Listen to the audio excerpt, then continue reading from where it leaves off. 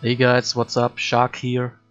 Alright, Armageddon Brand Ignite based Trickster build guide right now, with which I've actually killed Red Elder and Shaper on Betrayal Hardcore. I also did pretty sick endgame stuff. This beauty is designed to do really hard maps and especially bosses. Armageddon Brand is a newly introduced skill with which I love playing around at the moment. But beware, if your eyes can't handle bright and flashy effects, this probably isn't the skill for you. Nice damage, good clear speed and a bunch of defensive layers makes this build a great all-rounder and also league starter. Dot builds in general will always be a great choice for endgame bossing, because of their consistent damage.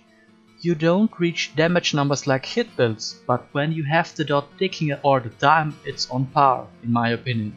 So don't judge the build for relatively low damage values there. Alright, before I start with the introduction of my build template, I would like to mention that I play PoE only in hardcore leagues, so usually there happens no min-maxing according gear and therefore much room for improvements. But let's start. As I already mentioned, we use Armageddon Brand for clear and single target. As single target support, we also use Scorching Ray totems. Main damage setup consists of Armageddon Brand, Combustion, Burning Damage, Deadly Ailments, Swift Affliction and Ignite Proliferation. The unique weapon called Balefire provides us with a level 25 Scorching Ray. Link it with Spell Totem, multiple totems and Burning Damage. This combination is pretty sick, but more about it later. As you've already noticed, one important thing beside. Armageddon Brand naturally has an on-hit effect, but I've decided to go pure damage over time route. If you don't like dots in general, this most likely isn't the build for you. Well, that had to be said. One and only aura is Aspect of the Spider, which now you can get by beast crafting. It's a great addition for offense and also defense, I highly recommend it. Then we have a Wire Grace link to increased duration and this random Summon Stone Golem. Shield Charge faster attacks, Fortify. Then Flame Dash faster casting. Brand Recall is a newly introduced skill and very important in our build. It increases your clear speed by a lot by reposition your attached brands over and over again. And last but not least, cast min damage take, immortal core, increased duration and feeble. The obvious choice is Trickster for this kind of build. That's at least my opinion. There are several reasons for it which I'll try to explain now. Armageddon Brand with Brand Recall combo provides a new and fresh gameplay experience in PoE. But it doesn't feel that great without any cast speed or attack speed, in my opinion. That's one of the reasons beside a large mana pool and a more damage multiplier for dots that I've picked Trickster. Patient Reaper is a great pick for normal app. Beside damage it provides us with tons of regen for life, ES and also mana sustain. Not many people are aware of how powerful this node is also for endgame mapping. My HP and mana pool recover nearly instant if I've killed mobs recently, because the 70% increased recovery rate is basically a multiplier for every additional flat regen you can get. And that's insane. Then Prolonged Pain is pure damage, basically a more damage multiplier for our dots. Merciless, I picked Weave the Arcane, such a great node too. What can I say more about it? Attack speed, cast speed, tons of increased mana for Mom, and additional mana recovery. I mean, I'm in love with Trickster.